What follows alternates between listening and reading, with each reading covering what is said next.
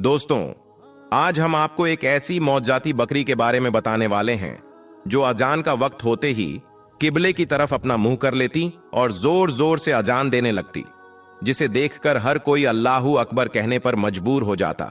और यही नहीं, इस पूरे वाक्य को सुनकर यकीनन आप भी हैरान रह जाओगे।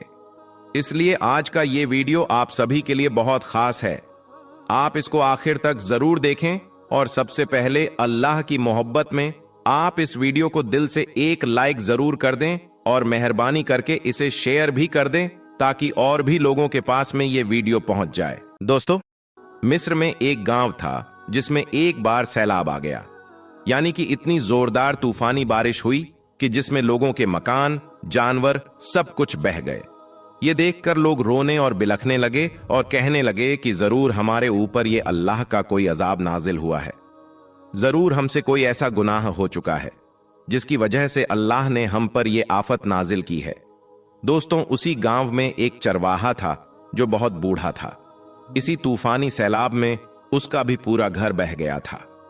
ये देखकर वो चरवाहा लोगों से कहने लगा कि आज हम लोगों ने मस्जिदों को वीरान कर दिया है, जिसकी वजह से हम पर यह आफत आई है। चलो मस्जिद में और जाकर अपने रब की इबादत करते हैं और अल्लाह से माफी मांगते हैं। तो ये सुनकर फिर तकरीबन 50 लोग मस्जिद में पहुंचे ताकि वो अपने रब की इबादत कर सकें और अल्लाह से माफी मांग सकें। लेकिन ये लोग जैसे ही मस्जिद में पहुंचे तो वैसे ही एक बार फिर से तूफानी बारिश होना शुरू हो गई, जिससे मस्जिद की छत गिर गई।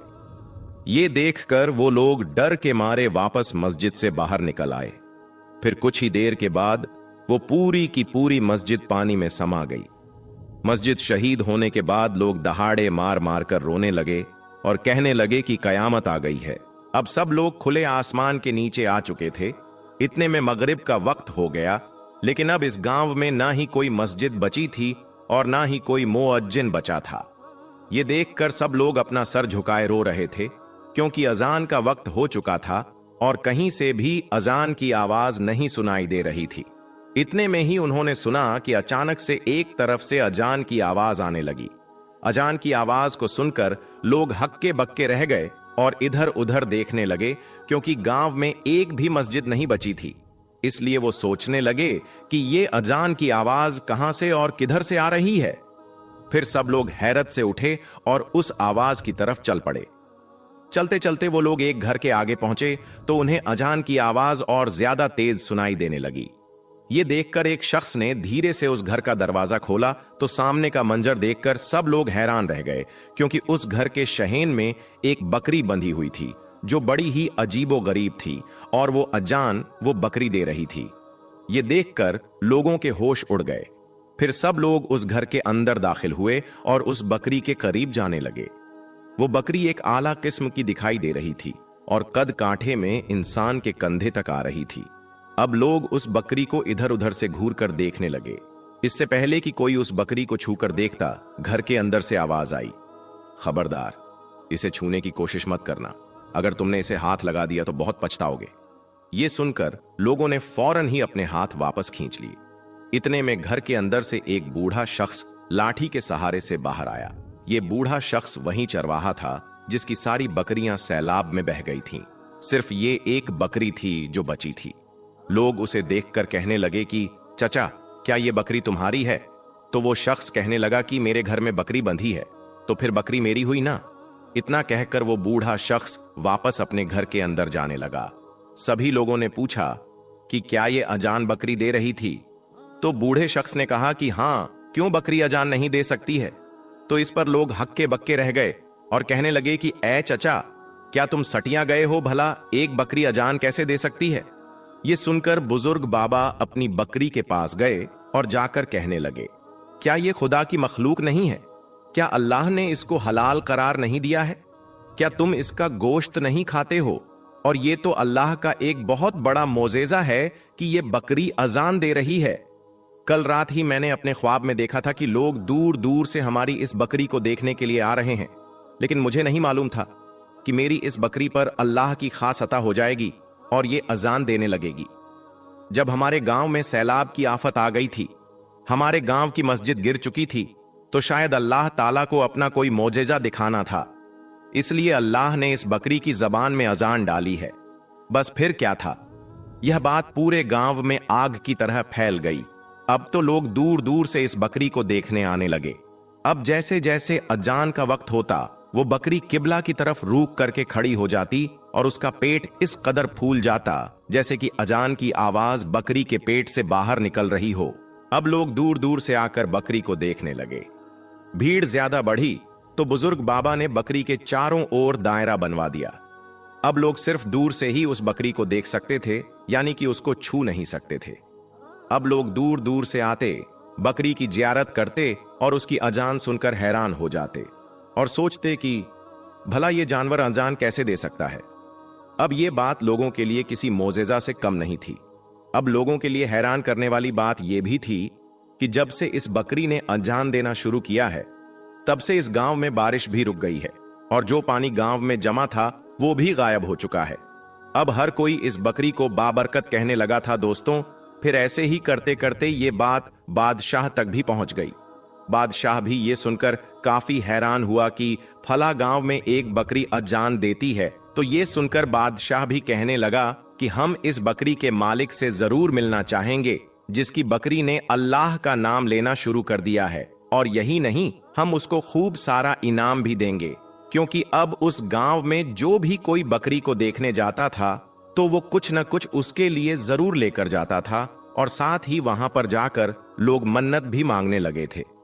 कोई अपने कारोबार में बरकत के लिए मन्नत करने लगा तो कोई औरत औलाद के लिए मन्नत करने लगी थी। अब हर कोई अपनी परेशानी लेकर उस बकरी के पास में पहुंचने लगा था। इसलिए अब ये बात बादशाह के लिए भी काफी हैरान करने वाली थी। बादशाह ने जल्दी से अपने वजीर को उस गांव में भेजा और कहा कि जल्दी से तुम उस गांव में जाकर देख कर आओ कि क्या हकीकत में वहां पर कोई बकरी अजान देती है या फिर नहीं, या फिर लोगों ने सिर्फ एक अफवाह फैला रखी है। वजीर फौरन ही उस गांव में पहुंचा और सारा नजारा अपनी आंखों से देखा और वापस आकर हैरानी से बादशाह से कहने लगा, बादशाह सलामत, लोग जो कुछ भी कह रहे हैं वो बिल्कुल सच है। यह सुनकर बादशाह को बड़ा गुस्सा आया और कहने लगा कि शायद मेरा ये वजीर भी उस बकरी का मुरीद बन चुका है। अगर लोगों को थोड़ी और डील दे दी गई तो लोग उस बकरी को खुदा समझने लगेंगे। फिर बादशाह ने फौरन ही अपने लिए एक सवारी तैयार करवाई और अपने सिपाहियों को हुक्म दिया कि मेरे लिए एक आम सा लिबास लाया जाए। मैं अपना भेष बदलकर उस गांव में जाऊंगा और ये सारा माजरा अपनी आंखों से देखूंगा। इसके बाद बादशाह ने अपना भेष बदला और बाजार में पहुंच गया। वहां पर हर कोई उस बकरी की ही बातें कर रहा था। लोग कह रहे थे कि हम तो नमाज ही तभी पढ़ेंगे जब वो बकरी अजान देगी, तो कोई कह रहा था कि वो बकरी बड़ी करामाती है। कल मैंने उस बकरी की अजान को सुनकर नमाज पढ़ी थी तो मेरी दुकान पर ग्राहकों की भीड़ लग गई थी। इस तरह की बातें जब बादशाह ने सुनी तो वो बहुत ज्यादा परेशान हुआ। उनका दिल कांप कर रह गया। इसके बाद बादशाह उस गांव में दाखिल हो गए जिसमें वो बकरी बंधी थी। बादशाह ने देखा कि उस गांव में पैर रखने की भी जगह नहीं थी। हर तरफ भीड़ ही भीड़ थी। फिर बादशाह ने अपना सर उठाकर उस बकरी की तरफ देखा। वो बकरी लोगों को हैरान कुन नजरों से देख रही थी। इतने में जौहर का वक्त हो चुका था। बकरी ने फौरन ही किबला रुख किया और फिर अचानक ही फिजा में अजान की आवाज गूंजने लगी। ये देखकर बादशाह भी बड़ा हैरान हुआ। अब जैसे जैसे अजान की आवाज गूंजने लगी वैसे वैसे बकरी का पेट भी फूलने लगा था। ऐसा लगने लगा था जैसे कि ये अजान की आवाज इस बकरी के पेट से बाहर निकल रही हो। लेकिन साथ ही बादशाह सोचने लगा कि ये कैसे मुमकिन हो सकता है, एक बकरी के पेट से अजान की आवाज बाहर निकले। फिर जैसे ही अजान मुकम्मल हुई तो बकरी का पेट भी वापस अपनी जगह पर आ गया था। लोग ये देखकर अल्लाहू अकबर कहने लगे। कुछ लोगों ने तो वहीं पर नमाज पढ़ना भी शुरू कर दिया था। इधर लोग तरह तरह के सामान ला रहे थे। कोई बकरी के लिए सोने चांदी के बर्तन ला रहा था तो कोई आला किस्म की जड़ी बूटियां साथ लेकर आ रहा था। इसके बाद ईशा का वक्त हो गया था। सब लोग अपने अपने घर को चले गए थे। मौका देखकर फिर बादशाह उस शख्स के पास पहुंचा और अपने थैले में से 3 पोटलियां निकाली जिनमें सोने की अशर्फियां भरी पड़ी थीं। वो उस शख्स के हाथ में रखकर बादशाह कहने लगा कि ये बकरी तुम मुझे बेच दो, इसके बदले में मैं तुम्हें इतने सारे सोने की अशर्फियां दूंगा। यह सुनकर बूढ़ा शख्स गुस्से से लाल हो गया और कहने लगा कि ये तुमने कैसे सोच लिया कि मैं ये बकरी तुम्हें दे दूंगा? मैं किसी भी कीमत पर इस बकरी को नहीं बेचूंगा। इसके बाद उसने धक्के देकर बादशाह को अपने घर से बाहर निकाल दिया। बादशाह को लग रहा था कि यह शख्स कोई पैसों का लालची है, इसलिए शायद यह सब कर रहा है। लेकिन सोने की अशर्फियों को देखकर भी जब वो नहीं माना तो बादशाह समझ गया कि बात कुछ और ही है। फिर बादशाह ने आसपास के लोगों से पूछा कि क्या यह शख्स इस घर में अकेला रहता है? तो इस पर लोगों ने बताया कि यह शख्स बे औलाद है और ये अपनी बीवी के साथ इस घर में रहता है। लेकिन इसकी बीवी पर्दे के मामले में बहुत ज्यादा सख्त है। आज तक इसकी बीवी को किसी ने भी नहीं देखा है। सिर्फ इसकी बीवी महीने की आखिरी तारीख को रात के वक्त अपने घर से बाहर निकलती है और सुबह फज्र के वक्त वापस घर के अंदर आ जाती है। यह सुनकर बादशाह कुछ समझ नहीं पाए, लेकिन बादशाह इस राज से पर्दा उठाना चाहते थे, क्योंकि लोग शिर्क में मुब्तिला हो रहे थे। लोग इस बकरी को खुदा मानने लगे थे, लेकिन सब कुछ देखकर भी बादशाह खामोश था, क्योंकि उसका मानना था कि अगर लोगों के सामने बगैर सबूत के बात करूंगा तो लोग उसकी बात पर यकीन नहीं करेंगे और फिर लोग मेरे ही खिलाफ खड़े हो जाएंगे। इसलिए बादशाह इस बात की तह तक जाना चाह रहे थे। खैर, फिर महीने की आखिरी तारीख भी आ गई। बादशाह सोच रहा था कि हो सकता है कि इस काम में इसकी बीवी भी शामिल हो। बस यही बात सोचकर बादशाह उसकी बीवी को छुपकर देखना चाह रहे थे। फिर आधी रात का वक्त हुआ। उस घर का दरवाजा खुला। वो औरत घर से बाहर निकली और तेज तेज चलने लगी। बादशाह भी छुपकर उसका पीछा करने लगा। अब वो औरत चलती हुई एक मकान के अंदर दाखिल हो गई। फिर बादशाह ने छुपकर वहां पर जो कुछ देखा वो देखकर बादशाह के होश उड़ गए, लेकिन फिर सही वक्त आने का इंतजार करने लगे। इसके बाद वो औरत उस घर से बाहर निकली और वापस अपने घर के अंदर आ गई। अब ये मामला बादशाह के लिए और भी ज्यादा पेचीदा हो चुका था। वो अकेला इस मामले को नहीं निपटा सकता था, इसलिए बादशाह वापस अपने महल में गया। अपने साथ अपने वजीर और अपने कुछ सिपाहियों को भी लिया और कहने लगा कि इसके लिए मुझे आप सब का भी साथ चाहिए। हम सब मिलकर इस राज का पर्दा उठाएंगे, वरना ये लोग ऐसे ही गुनाह का शिकार होते रहेंगे। फिर बादशाह 3 दिनों के बाद अपने वजीर और सिपाहियों के साथ वापस उस गांव में दाखिल हुआ तो ये देखकर बादशाह बहुत हैरान हुआ, क्योंकि अब उस गांव के अंदर कोई भी भीड़ नहीं थी। उस घर के सामने एक भी शख्स नजर नहीं आ रहा था। ये देखकर बादशाह सोचने लगा कि कहीं इस शख्स ने बकरी को बेच तो नहीं दिया है। बस यही बात सोचकर बादशाह उसके दरवाजे पर पहुंचे और आवाज लगाने लगे। ये सुनकर अंदर से आवाज आई, कौन है और किस लिए आया है? बादशाह ने कहा कि हम आपके यहां बकरी देखने आए हैं। हमने सुना है कि आपकी बकरी बड़ी करामाती है। इस पर वो बूढ़ा शख्स गुस्से से कहने लगा, हमने अब अपनी बकरी की मसूरी करना बंद कर दिया है। मेरी बकरियां मंजरे आम पर आना बंद हो गई हैं, क्योंकि अब ये हामिला हो चुकी है और अब हम नहीं चाहते हैं कि कोई हमारी हामिला बकरी को देखकर इसे नजर लगा दे। अब जैसे ही बादशाह और उसके आदमी अंदर दाखिल होने लगे तो उस बूढ़े आदमी ने उनका रास्ता रोक लिया और कहने लगा कि हरगिज नहीं, अब आप अंदर नहीं आ सकते हो। इतने में घर के अंदर से आवाज आई, आप लोग अंदर आ जाएं और बकरी को देख लें। शायद ये आवाज उसकी बीवी की थी। फिर दरवाजा खुला। सब लोग घर के अंदर दाखिल हो गए। फिर उस बकरी के पास पहुंचे। वहां पर आज किसी भी किस्म का कोई दायरा नहीं था, बल्कि बकरी आज यूं ही खुले में बंधी हुई थी। ये देखकर फिर बादशाह बकरी के जिस्म पर हाथ फेरने लगा। इसके बाद बादशाह ने अपने वजीर से कहा कि अब तुम ये खबर पूरे गांव में आग की तरह फैला दो कि बुजुर्ग बाबा की बकरी हामिला है और वो कह रहा है कि मेरी बकरी इंसानी बच्चे को जन्म देने वाली है, जो पैदा होते ही बोलने लगेगा, और वही बच्चा था जो 5 वक्त की अजन देता था।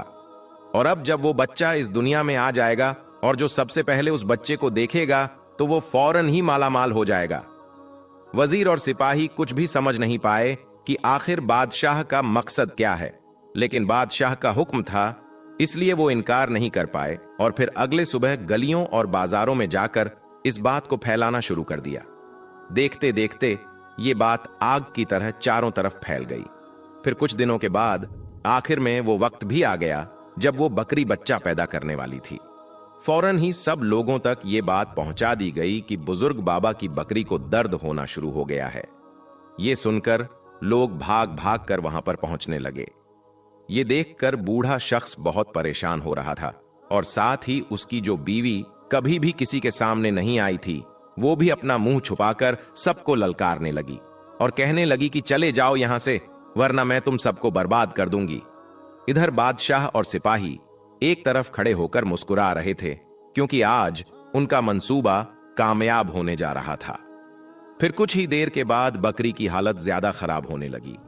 इधर सब लोग ये देखने के लिए बेताब थे कि किसकी नजर सबसे पहले बकरी के बच्चे पर पड़ेगी और वो माला माल हो जाएगा। अब बकरी बच्चे को जन्म देती इससे पहले ही उसकी बीवी चीखने लगी और इस कदर गुस्से में आ गई कि उसने अपने सारे पर्दों को उतार कर फेंक दिया और सबके सामने आ गई। उसने अपने बालों को नोचना शुरू कर दिया और चीख कर कहने लगी कि निकल जाओ, मेरे घर से मेरी बकरी को अकेला छोड़ दो। तुम लोग मेरी मेहनत पर पानी फेर रहे हो, मैं तुम सबको बर्बाद कर दूंगी। ये देखकर सब लोग हैरान हो गए और सोचने लगे कि इस कदर शरीफ औरत, जिसको आज तक पहले कभी किसी ने नहीं देखा था, वो एकदम से अपने सारे पर्दों को कैसे उतार कर फेंक सकती है। इतने में एक सिपाही आगे बढ़ा और कहने लगा कि मैं एक तबीब हूं, मैं जानवरों के मुश्किल वक्त में उनके काम आता हूं। कितनी ही बकरियों के बच्चे पैदा करने में मैं उनकी मदद कर चुका हूं। यह सुनकर सब लोग उसको आगे भेजने लगे। वो सिपाही आगे बढ़ता हुआ बकरी के पास में पहुंच गया।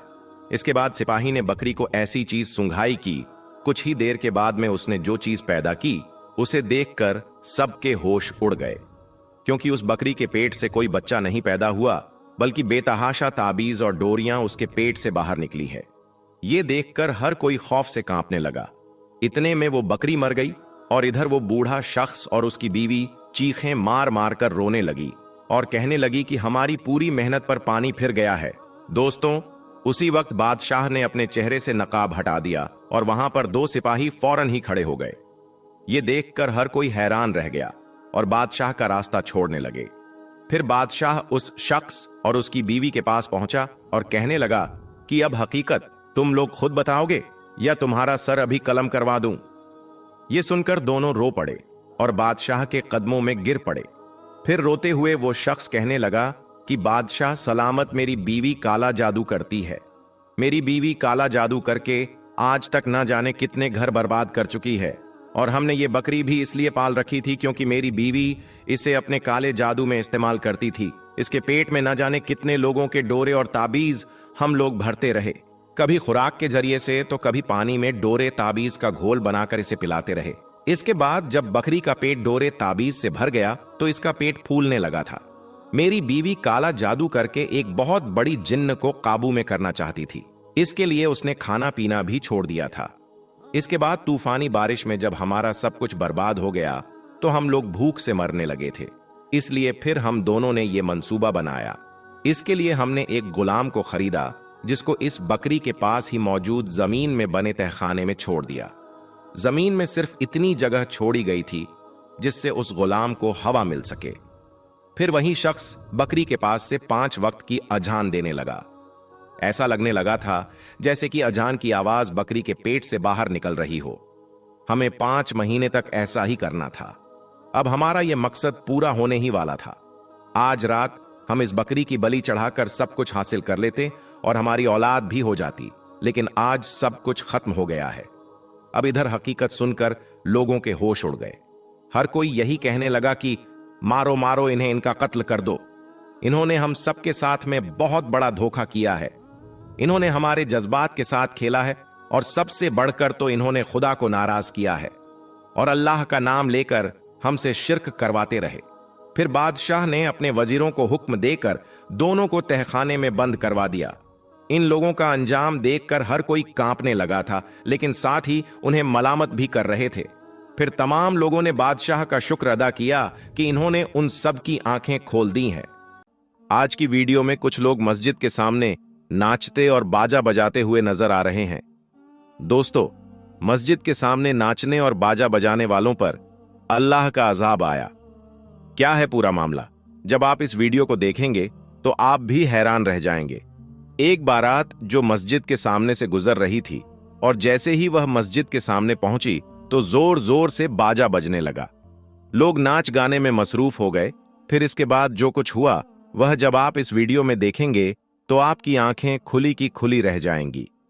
वीडियो शुरू करने से पहले हम आपसे गुजारिश करना चाहेंगे कि अगर आप पहली बार हमारे YouTube चैनल पर आए हैं तो जल्दी से हमारे चैनल को सब्सक्राइब कर लें, साथ ही बेल के बटन को भी ऑन कर लें और ऑल नोटिफिकेशन को भी प्रेस कर लें, ताकि हमारी हर नई वीडियो का नोटिफिकेशन सबसे पहले आप तक पहुंच सके।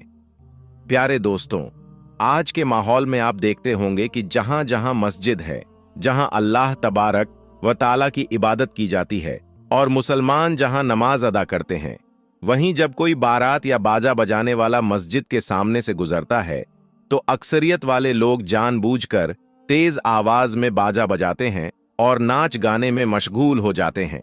इस तरह से अल्लाह के घर मस्जिद की हुर्मत को पामाल करने की कोशिश करते हैं। दोस्तों, एक वाकया है जो इस वक्त बहुत तेजी से वायरल हो रहा है। वह वाकया हजरत साबिर कलयरी रहमतुल्लाह अलैह का है। हजरत साबिर पाक का एक मामूल था कि जब वह असर की नमाज अदा करते तो नमाज के बाद अपने मुसल्ले पर बैठ जाते और अल्लाहु अल्लाहु का विर्द करते रहते। यह उनकी जिंदगी का एक मामूल था। बहरहाल एक दिन ऐसा हुआ कि जब नमाज के बाद वह अल्लाह का जिक्र कर रहे थे, तभी मस्जिद के बाहर से तेज आवाज में बाजा बजाने की आवाज आने लगी। जब आवाज इतनी तेज हो गई कि इबादत में खलल पड़ने लगा, तो उन्होंने अपने खास मुरीद हजरत शमसुद्दीन को बुलाया और कहा, बेटा शमसुद्दीन, बाहर जाकर देखो आखिर यह आवाज किस चीज की है। यह अल्लाह का घर है, इबादत की जगह है। यहां बाजा बजाने का क्या मतलब है? अगर बाजा बजाना है तो दूर जाकर बजाओ। हजरत साबिर पाक का यह हुक्म पाकर हजरत शमसुद्दीन बाहर जाते हैं और उन बाजा बजाने वाले लोगों से कहते हैं कि बाबा कह रहे हैं कि मस्जिद से दूर चले जाओ और वहां जाकर बाजा बजाओ, क्योंकि इससे इबादत में खलल पड़ रहा है। लेकिन उन लोगों ने शमसुद्दीन से कहा, जाओ और बाबा से कह दो कि बाबा अपना काम करें और हमें भी हमारा काम करने दें। शमसुद्दीन ने उन्हें बहुत समझाया, लेकिन उन्होंने उनकी कोई बात नहीं मानी। शमसुद्दीन वापस लौट आए और फिर वापस आकर मस्जिद में देखा कि आवाज और भी तेज हो गई है। इस पर हजरत साबिर पाक को गुस्सा आ गया और इस गुस्से में उन्होंने शमसुद्दीन से कहा, क्या तुमने उन लोगों को नहीं बताया कि बजा बंद करें? शमसुद्दीन ने जवाब दिया, बाबा मैंने कहा था, लेकिन उन्होंने कहा बाबा से कह दो कि वह अपना काम करें और हमें हमारा काम करने दें। इतना सुनना था कि हजरत साबिर कलियरी रहमतुल्लाह अलैह को गुस्सा आ गया और उसी गुस्से के आलम में उन्होंने हजरत शमसुद्दीन से कहा, बेटा शमसुद्दीन, सामने मेरा जो पानी पीने का प्याला रखा है जो सीधा है, तुम जाकर उसे उलट दो। जैसे ही साबिर पाक ने कहा तो हजरत शमसुद्दीन ने आगे बढ़कर उस प्याले को पलट दिया और फिर सब लोग अल्लाह का नाम लेने लगे और अल्लाहू अल्लाहू का विर्द करने लगे। दोस्तों, थोड़ी ही देर बाद बाहर से चीखों पुकार की आवाज आने लगी। हजरत शमसुद्दीन दौड़ते हुए बाहर गए और देखा कि दो पहाड़ दोनों ओर से चलकर आ रहे हैं और लोगों में चीखों पुकार मची हुई है। ऐसा लग रहा था कि यह पहाड़ उन सब को रौंद देंगे और सब उन पहाड़ों के नीचे दब जाएंगे। बहरहाल इस मंजर को देखकर हजरत शमसुद्दीन ने हजरत साबिर पाक के पास जाकर कहा कि इन लोगों को माफ कर दीजिए, न जाने कहां से दो बड़े बड़े पहाड़ आ रहे हैं और अगर आप इन्हें माफ नहीं करेंगे तो यह लोग मर जाएंगे। उधर जो बाहर नाच गाना कर रहे थे, उन्हें भी समझ में आ गया कि उन्होंने बाबा की नाफरमानी की है और इसी वजह से यह दोनों पहाड़ आ रहे हैं। वह जल्दी से नहा धोकर मस्जिद के बाहर आकर बाबा से माफी मांगने लगे। साबिर पाक को उन पर रहम आ गया और उन्होंने अपने खास मुरीद हजरत शमसुद्दीन से कहा, बेटा शमसुद्दीन, आप जब वह माफी मांग रहे हैं तो जाओ और उस प्याले को फिर से सीधा कर दो। दोस्तों, जैसे ही शमसुद्दीन ने प्याले को सीधा किया, अल्लाह का करम हुआ और वह दोनों पहाड़ फौरन ही गायब हो गए। इस करामत को देखकर सभी लोग हजरत साबिर पाक के हाथों पर बैत करते हैं, कलमा पढ़ते हैं और मुसलमान हो जाते हैं। हजरत साबिर पाक के मुरीद शमसुद्दीन यह सोचते हैं कि बाबा से वह प्याला मांग लूंगा क्योंकि उसमें बहुत तासीर है, लेकिन वह इंतजार करते हैं कि किसी दिन हजरत साबिर कलयरी का मूड अच्छा हो तब मांगेंगे। एक दिन जब साबिर पाक मुस्कुरा रहे थे तो हजरत शमसुद्दीन उनके पास गए और पूछा, बाबा क्या हाल है, आपकी तबीयत तो ठीक है? इस मौके का फायदा उठाकर उन्होंने साबिर पाक से कहा, बाबा आपका जो प्याला है वह मुझे दे दीजिए, उसमें बहुत तासीर है। अगर मुझे किसी से परेशानी होगी तो मैं भी उस प्याले को पलट दूंगा। इतना सुनते ही साबिर पाक को गुस्सा आ गया और उन्होंने कहा, बेटा शमसुद्दीन, क्या तुम्हें लगता है कि वह तासीर प्याले में है? नहीं, मैं 40 सालों तक अल्लाह और उसके रसूल का जिक्र किया है। अगर तुम मेरा सीना चाक करोगे तो उसमें सिर्फ अल्लाह और उसके रसूल का जिक्र ही मिलेगा। वह तासीर मेरे प्याले में नहीं बल्कि मेरे कोल में है। यह तो एक इत्तेफाक था कि मैं प्याले का नाम लिया था। अगर मैं अपनी जूती का नाम लिया होता और तुम जूते को पलटते, तब भी अल्लाह उन लोगों को उनके अंजाम तक पहुंचा देता। इतना सुनने के बाद हजरत शमशुद्दीन को असल बात समझ में आ जाती है और वह चुप हो जाते हैं। दोस्तों, इस वाक्य से हमें यह सबक मिलता है कि अल्लाह के वली की बातों में बहुत असर होता है, और जब उनके मुंह से कोई बात निकलती है तो अल्लाह तबारक व ताला उसे फौरन ही कबूल कर लेता है। दोस्तों, आज जो लोग मस्जिद की नाफरमानी करते हैं, उसकी बेहुरमती करते हैं, उन्हें भी समझना चाहिए कि यह अल्लाह का घर है और उनकी नाफरमानी करना मुसीबत की वजह बन सकता है। दोस्तों, मक्का में आखिर वह कौन सा मोजिज़ा देखा गया जिसे देखने के बाद पूरी दुनिया मुसलमान होने लगी? ये जानकर आपका दिलो जान से दिल मजीद मुनव्वर हो जाएगा। दोस्तों, खाना काबा के एहतराम और फजीलत के बारे में कौन नहीं जानता। खाना काबा में रोनुमा होने वाले एक ऐसे मोजिज़े को जब लोगों ने अपनी आंखों से देखा तो लोग अपनी आंखें झपकना भूल गए, दिल सीनों के अंदर थम गए, लोगों के मुंह खुले के खुले रह गए। अक्ले इंसानी इस बात को मानने के लिए तैयार न थी, लेकिन दिल ईमान की गवाही देते चले गए। यहां तक कि कुफ्फार की जुबान ला इलाहा इल्लल्लाह पुकार उठी। दोस्तों, ये मोजिज़ा बयान करने से पहले खाना काबा की तारीख और तामीर फजीलत पर एक नज़र डालते हैं।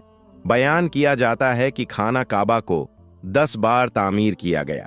तारीखी रिवायात में फरिश्तों ने सबसे पहले ठीक अल मामूर की सीध में जमीन पर खाना काबा को बनाया। बैतुल मामूर के बारे में आपको बताते चलें कि यह आसमान पर मौजूद फरिश्तों का काबा है।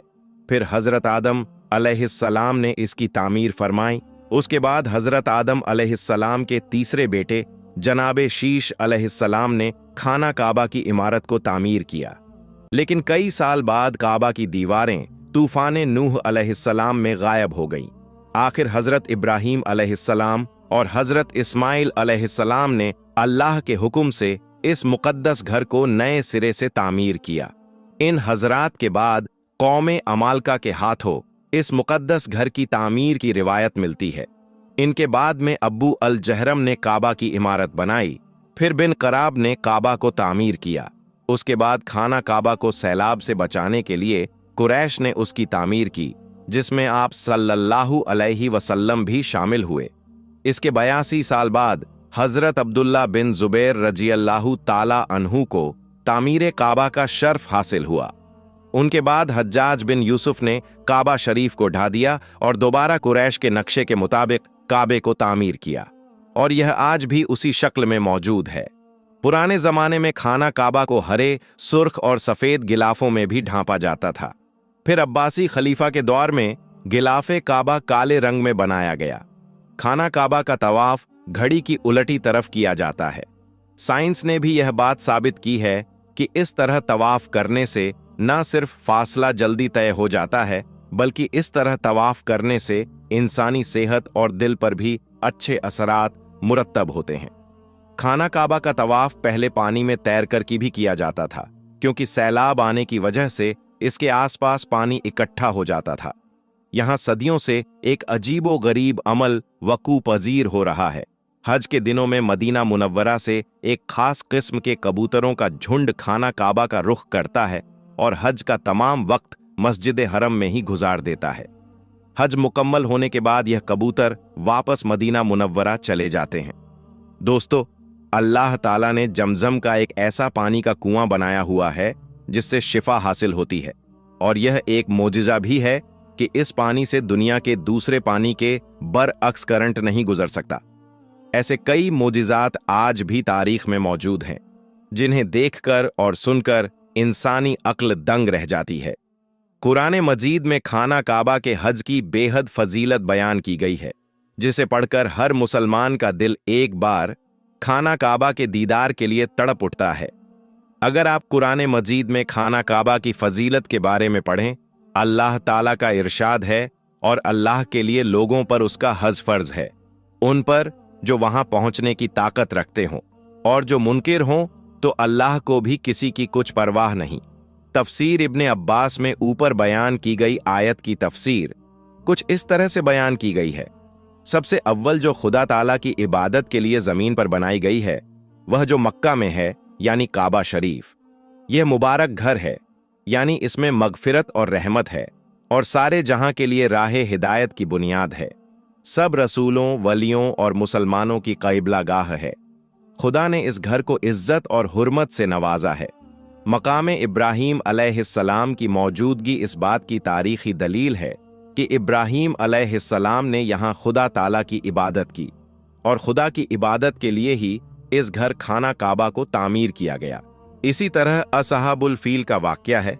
अब्राहा ने जब अपने साथियों के जरिए खाना काबा पर हमला किया तो अल्लाह ने अबाबीलों का झुंड भेजा, जिसने अब्राहा के तमाम लश्कर पर कंकरियां बरसाई और इन कंकरियों ने अब्राहा के लश्कर को तबाह कर दिया। अब्राहा जख्मी हालत में यमन की तरफ रवाना हुआ, मगर रास्ते में ही मारा गया। यह वाक़या 570 ईस्वी में पेश आया था और इसी साल नबी करीम सल्लल्लाहु अलैहि वसल्लम की विलादत हुई।